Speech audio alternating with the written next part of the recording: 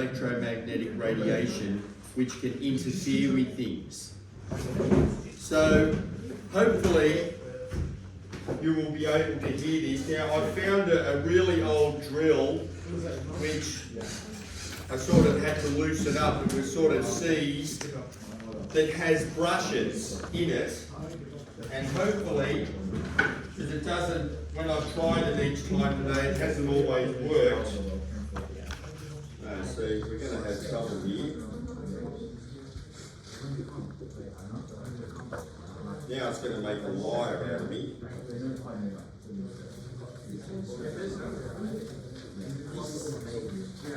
Okay, well,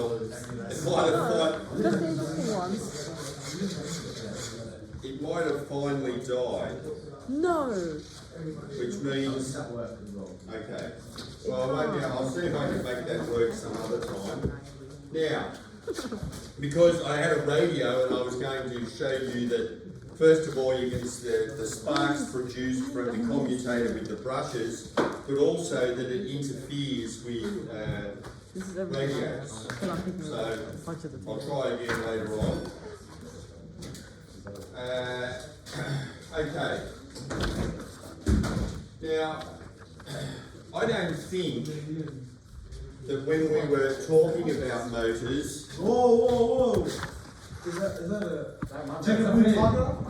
That's a fan. That doesn't shoot. It's just from a fan. Oh shit. I'm sure you've all got one of these at home. It But it looked like a detector, so wait, when you see black these light, have shoot induction. them straight away. These have induction motors in them. So, can you all see that there are coils of wire? Yes? Coils of wire in there that produce the magnetic field. Yes? And then we've just got, remember I said that the squirrel cage or the thing in the centre was like a ladder wound into a drum? That's what's in the centre there, that will have currents induced in it, in there, it spins.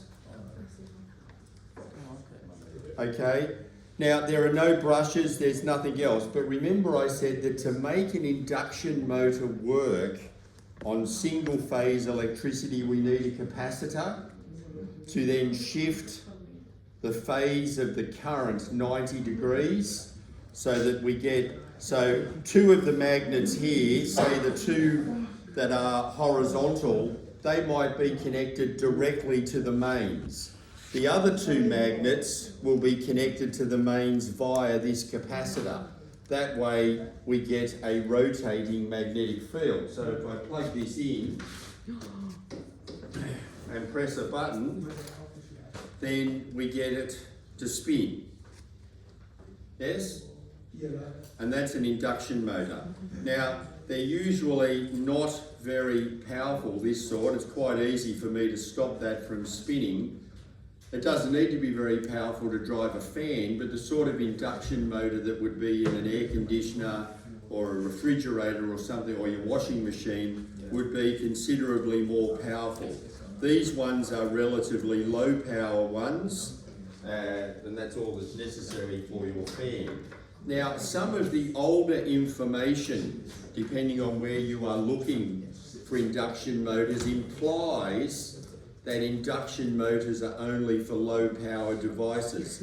Now, that was certainly true up until about 20 or 25 years ago, that generally induction motors were only suitable for low power things. However, developments in design and physically how we make the armature and create the magnetic fields, they can now be found in very high power applications as well. And because there are no brushes and commutators, there are less things to wear out.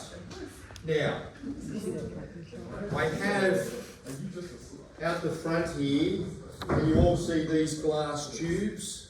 Yeah. Each one of these contains a different element. So we've got hydrogen in this first one, we've got helium, we've got nitrogen, we've got argon, and we've got mercury. The missing one was neon. Somebody broke it a couple of years ago. So, what I've also got here, I don't know if any of you have ever had this shown to you before. This is an induction coil. Now, for those of you who drive cars driven by a petrol engine, to ignite the petrol, you need to produce a spark. The sort of voltage you need to generate a spark. Now, in general terms, when I turn this on, and I'll just show you now without it connected to any of those tubes. Wait, sir. Yes. Is that right on the board for us? Yeah, just patience. So, I don't like the way you talk to the dog like that. Beg your pardon? I said, can you continue, but let's go to the intro. That's not what you said at all. Anyway, Anyway, okay. Now I want to try and point a few things out here, both related to Module 6 stuff and Module 7. So, in your car that uses petrol, not if it uses diesel, if it uses petrol, you need a spark to ignite the petrol, and that's because the ignition temperature for petrol is about 450 degrees. Whereas the ignition temperature for diesel is only about 250 degrees. So you need to generate a spark. Now, I know I've said this before, but you probably didn't or don't remember it, so you might, that at normal atmospheric pressure, air can insulate, or what we say, air has a dielectric strength. That is, what voltage can be insulated against by air, we call it the dielectric strength of a substance, is about 10,000 volts per centimetre. So if I've got two electrodes 1 centimetre apart, I could be able to put up to 10,000 volts difference on those and we wouldn't get a spark jump across. But if I went higher than that, we would get a spark. Now, of course, that's just sort of an average, because what the actual strength is depends on things like temperature, pressure, and probably mostly on how much water vapour there is in the air. So the more humid it is, the lower the dielectric strength of air. Now, I also said to you when we were talking about transformers, that when they ask the question about what sort of electricity do transformers run on, the answer, could you be quiet down the back? Do you know how difficult it is to try and talk, hearing mumbling going on in the background? What? Now you're just looking for trouble. Oh, I'd like to use a chair for something other than sitting on. So, do you want me to beat the shit out of him? No, just calm down. Okay. Now, what was I saying? Oh, right, transformers. So, transformers, because they need some sort of varying magnetic field generated by one coil to induce electricity in the other coil, the usual answer is that transformers need to work on alternating current. However, they can work on direct current as long as you are varying the voltage. So in your car that has a battery, you have a thing similar to this, an induction coil. There are different designs of how it's implemented in a car. In earlier cars, it used to be a separate thing, a metal canister, and you connected the 12 volts from the car's battery to it via something that could switch the DC on and off very fast, and out of the top of it came the high voltage lead that went to the spark plugs. These days they normally have a coil on each of the spark plugs directly in the top of the engine, and the 12 volts is switched to each of the coils in turn as necessary by the car's computer. This has got a little switch on the end here that vibrates back and forth, switching the DC to the primary coil on and off. So there are two coils here. There is one in the centre there that has the DC switched on and off to it, and then inside this white tube is another coil that's got many more turns. So that primary coil might be 2 or 3 layers of wire, and there might be 500 turns. But in the high voltage coil, there is probably 10,000 turns, because this can take 12 volts that is being switched on and off, and it can step it up to around 20 or 30,000 volts, depending on the weather.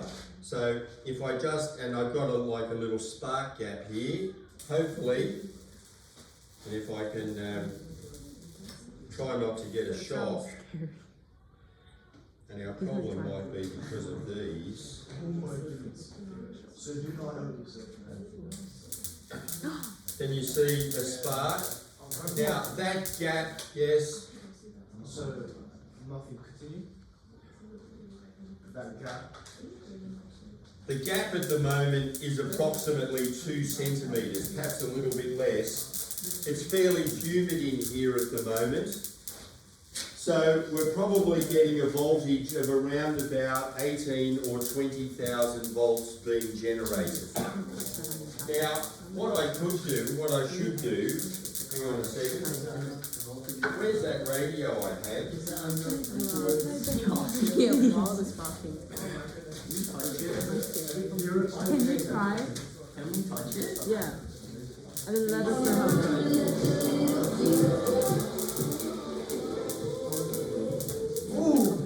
Yeah. I was hoping you'd be able to hear the interference from that in this. No, okay. Okay, so if I turn the voltage of this up, we should get more consistent sort of sparks, but still about 20, so approximately 20,000 volts. Now, what I'll now do is show you what happens when we discharge electricity through these various gases I've got in these tubes. Oh, you get your popcorn? Now, you're going to sort of have to look carefully because they're not that bright. So this first one is mercury, and remember, Liquid. this is what these fluorescent lights are. Remember I said these are actually low pressure mercury vapor lamps. So the light that is generated inside the tube is mostly ultraviolet light, but there are some visible light colours, and when those colours are mixed together, we get that sort of cyan colour. Yes? Oh, you're eating too. Is it so interesting? So what are you eating too? Who else is eating? So he's got 7 Are you finished? No, he's got. Princess is finished? He's still got half a sandwich. Oh, Yeah. and you're eating as well. No, this is ours. Alright, if that's the case, I'll take a bite. Okay, so that was mercury. This next one That's on, what is it? is argon. So this is what 1% of our atmosphere is. Now, can you see that's a sort of a pinkish mauve colour? Might be a bit harder to see. Sorry, I can't make it any darker in here. Can you also see there's a bit of a purple glow up around the top electrode? If you can't see it, walk out here, but don't get any closer than this front row of desks. Why is it? Because the induction coil releases low energy X-rays and you're not supposed to be within 1.5 metres of it. So why are you near it? What did I just say about 1.5 metres? So why are you near it? Because the education department don't care if I die Thank you. tomorrow. So I care. Wait, how Yeah, but they care about you, they don't care about me. So can you all see that it's a sort of a pinkish mauve colour? Yes? Okay. Then the next one is nitrogen. So this is what 78% of our atmosphere is. The argon is 1% of our atmosphere. So this one's a bit more pinkish. What? So how come you're allowed to stand that close and I'm not? What did I So if you miss? die, I die too. So if you're allowed to stand that close and I'm not, what's the reason? What was that? Because they don't care if he dies, but they care if we die. Ah, okay. So. You're not supposed to be within 1.5 So metres you're- of this. Can you turn it back on, please? What are you doing?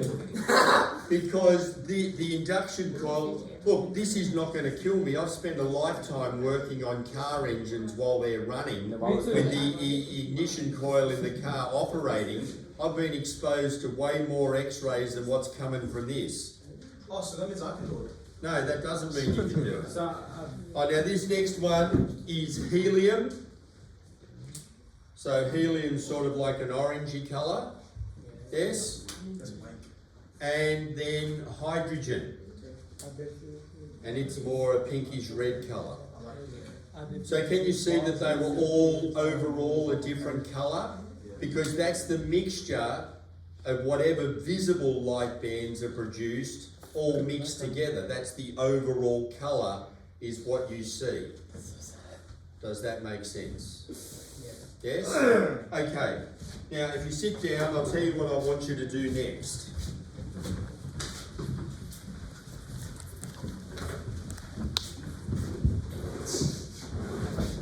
Now, I said that I was going to bring in a good quality spectrometer, but before I show you some things from that, well, first of all, before I get you to do something, I just quickly, now, is everybody able to take a photo of what is on the board? What phones? What? What phones? Well, you've all got invisible pouches, you've proven that to me.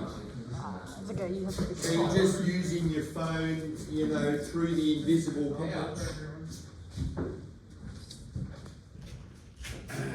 Because I do want to explain this, seeing as I've drawn it on the board before I get you to do something else.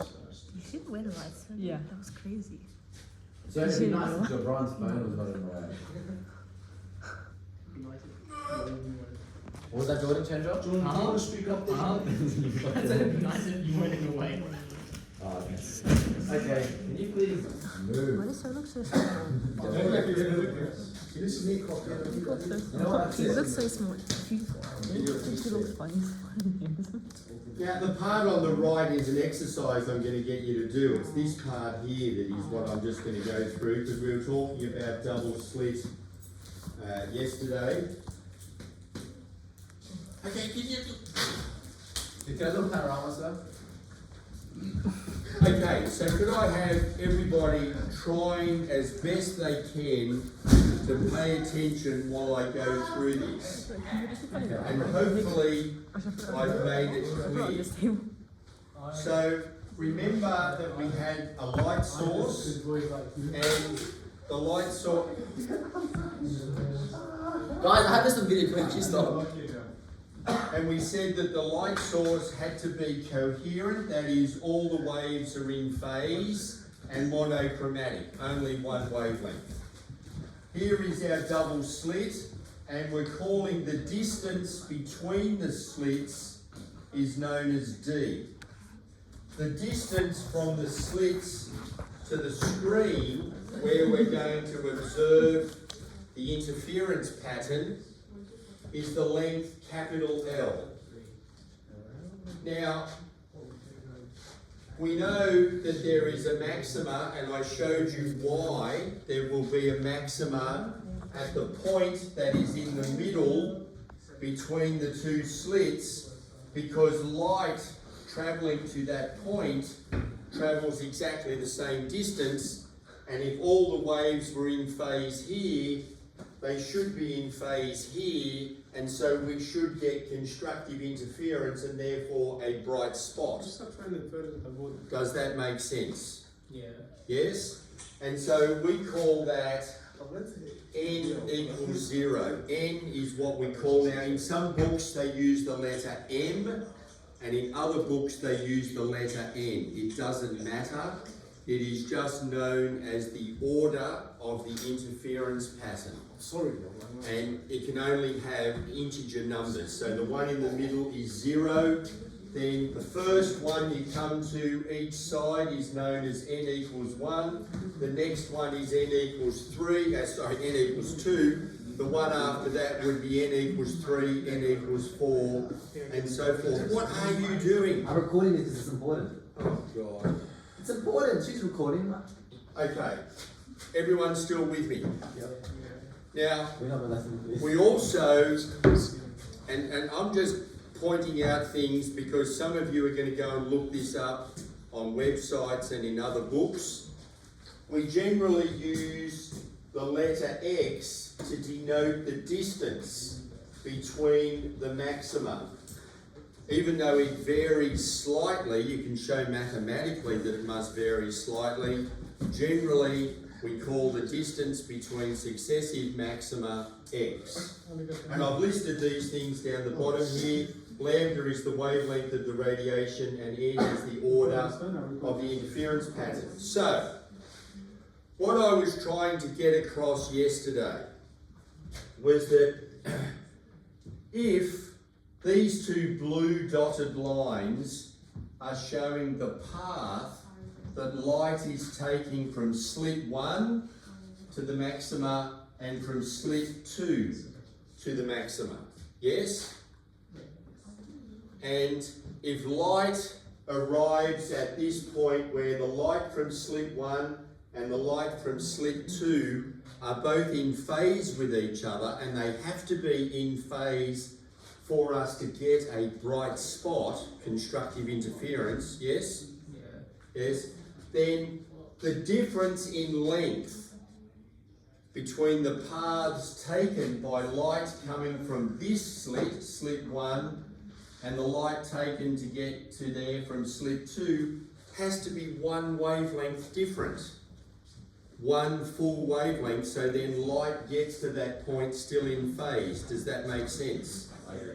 And then for, say, for maxima 2, the light going from the two different slits has to be two wavelengths different in length. So then at n equals 2, the light arrives in phase. Does that make sense? So do you agree that the Domenico, how can Galvin, oh sorry, I didn't realise, you're transparent just like your phone pouch, are you? You're living a cinematic screen. Okay, so do you agree that the path difference, the difference in the path length of light going from slit 2 and light going from slit 1 is one wavelength? Yes. Keep that in mind. We're going to need that piece of information. Then, do you agree that if this distance is very small, as this distance between the two slits gets smaller and smaller and smaller, do you agree that theta 1 and theta 2 get closer together in value? Yes? Yeah. Good.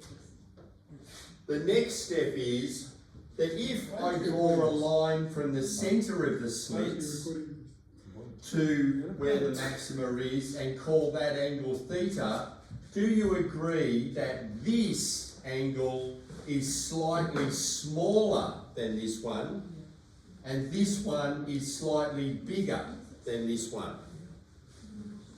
But if we bring them together, they'll all end up being the same value. Sure. Or get very close together. Because what we're going to do is, if this distance is large or very large compared to this distance, then these three angles can be considered to be exactly the same. Is everybody happy with that? Is that it, sir? Not quite. Okay, I'll start a new video. Is everybody happy with that so far? Yeah. Okay, so now, we're now going to say we've got this angle theta here. Now,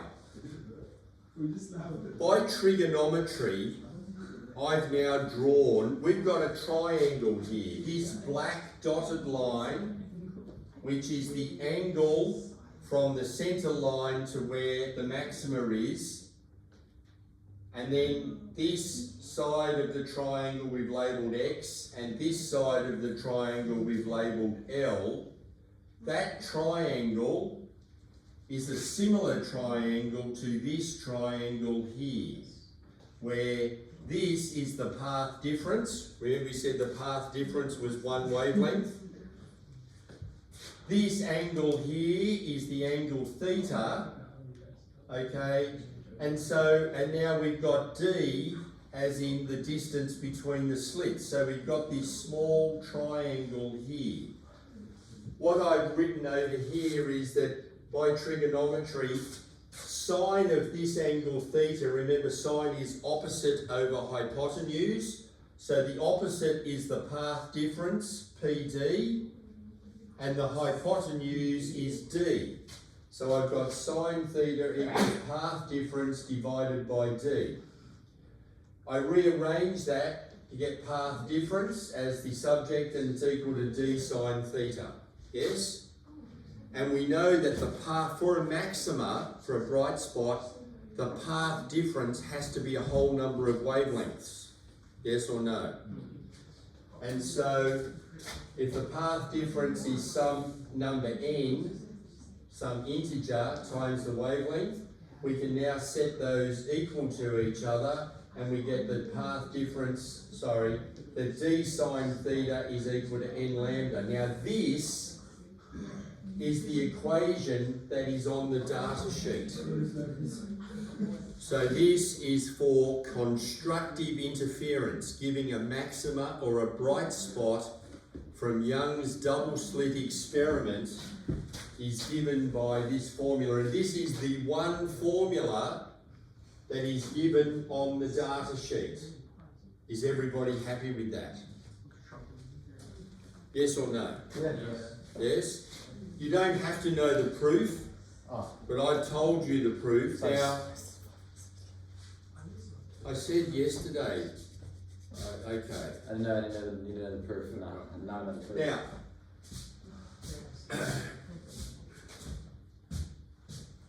for a minima, so for the dark spots that are in between the bright spots, that has to be where a crest of the light from one slit meets the trough of a light from the other slit. Does that make sense? Yeah. And so to work out the angles for a minima, that is the dark spots that occur in the middle between the light spots, this is our formula. And so then we have n plus a half wavelengths. So we've got a path difference of half a wavelength between the two slits, which means we'll have the crest from one slit meeting a trough from the other slit. And so then we get destructive interference and a dark spot. Does that make sense? Yeah. Now, when some of you look in books or you do online things, and this, what I'm about to go to next, where it says for double slit only, this next relationship only applies to double slit diffraction. The reason I'm emphasising that is because we've got two others to do. We've got single slit diffraction to do, and we've also got diffraction gratings. Now they're all similar, but they have slightly different formulas, and you'll see how they're the same and how they're different. But this next formula that is often given and that you will see only applies to double slits. It cannot be used for single slits, and it cannot be used for diffraction gratings. I actually don't like it, and because it's only limited to double slit, I don't use it myself, but I'm telling you about it because some of you are going to see it and want to know what it's all about. So, to explain where it comes from, do you agree that from our diagram by trigonometry, tan theta, so tan of this angle theta, is opposite over adjacent, which is x over L. Do you agree with that? Yeah. And remember the approximation that I brought up multiple times, that for angles less than 10 degrees, sine theta is equal to tan theta. Do you remember that? I thought you said that sine theta equals theta. Yeah, also that. Yeah, the whole thing is sine theta equals tan theta equals theta. All three of them are the same for angles less than 10 degrees. Now for double slit, the angles are all less than 10 degrees. When we get to diffraction gratings and even single slit, the angles can be greater than 10 degrees. That is why this next bit only applies to double slit, Young's double slit experiment. So, if we say that sine theta is equal to tan theta, then tan theta is x on L, and we've got d sine theta equals n lambda. We put them together, we get that d x over L equals n lambda, rearranging that to get this distance between the slits. We get that x is equal to the order times the wavelength times the length, L, between the slits and the screen, divided by the distance between the slits. Is everybody okay with that? Yeah. Yes? Not really. I don't know what happened. What? You say I don't know what happened.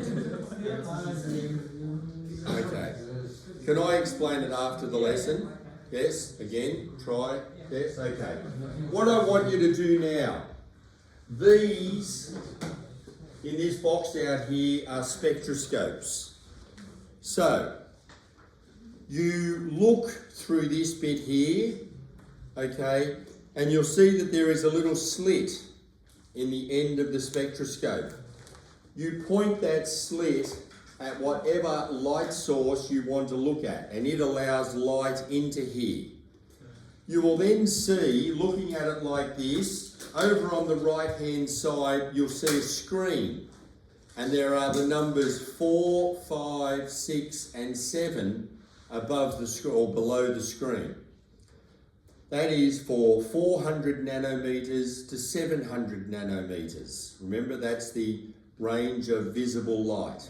So when you point this at various light sources, you should see the spectrum of light that is being emitted by that object. Yes? Would it work on the sun as well?